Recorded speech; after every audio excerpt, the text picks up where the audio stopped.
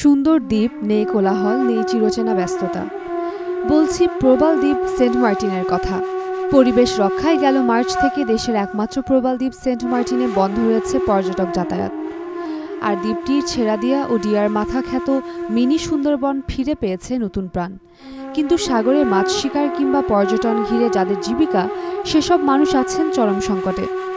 পর্যটন বন্ধ থাকায় জীবিকার প্রধান উৎস হারিয়ে চরম অনিশ্চয়তায় দিন কাটাচ্ছেন দ্বীপের প্রায় 11,000 বাসিন্দা। পরিবেশ ও জীববৈচিত্র্য রক্ষার স্বার্থে গত 1 ফেব্রুয়ারি থেকে সরকার পর্যটকদের জন্য দ্বীপে প্রবেশ বন্ধ ঘোষণা করে। এরপর থেকে বন্ধ হয়ে যায় হোটেল, রেস্টুরেন্ট, ট্যুর গাইডিং সহ যাবতীয় ব্যবসা বাণিজ্য। বসুন্ধরা ডায়াপেন্ট এখন আরও উন্নত। এই হট এয়ার থ্রো টপশিট দ্রুত শোষণ করে সোনামণিকে দেয় কোমল অনুভূতি। প্রবাল দ্বীপ সেন্ট মার্টিনের পরিবেশ নানা অনিয়মের কারণে হুমকির মুখে ছিল।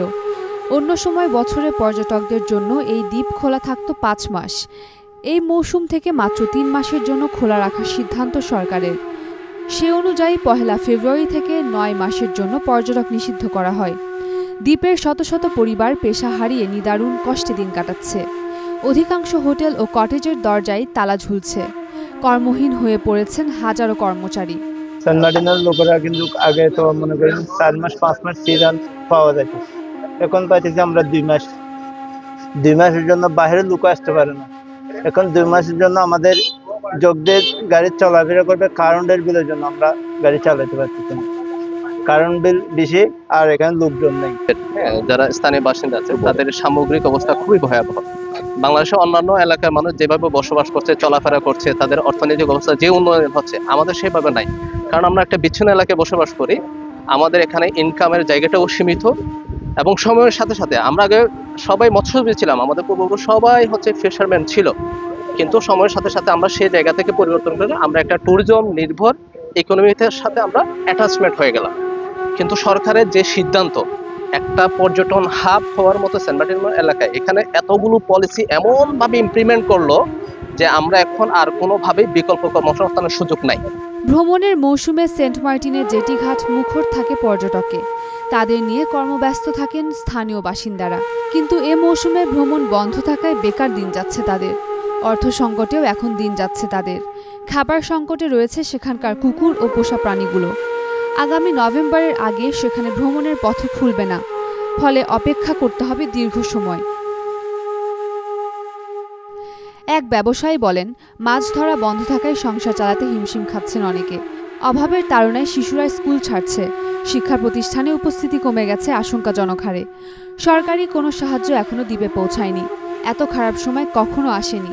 মানুষ কাজ না পেয়ে না খেয়ে মরার পথে।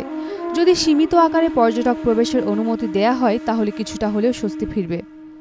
আগে 6 মাস সিজন ছিল, এখন 2 মাস করে দেওয়ার কারণে আগের ইনকাম ওইটাও করতে পারে, একটা লিমিট করে দিছে। আগে কোনো বাধা ছিল না, যখন সাগরে মাছ মারতে যেত কোনো 65 দিন ওইটাই বন্ধ ছিল না। 65 দিন বন্ধ দেওয়া, এখন মাছ মারার সময় 65 দিন বন্ধ। এখন এলাকার মানুষ খুব সংকটে পড়ে গেছে। মানুষ খুব অসহায়, লেখাপড়া করাতে পারতেছে না, বিশ্ববিদ্যালয়ে যারা অ্যাডমিশন আছে তারা যেতে পারতেছে না।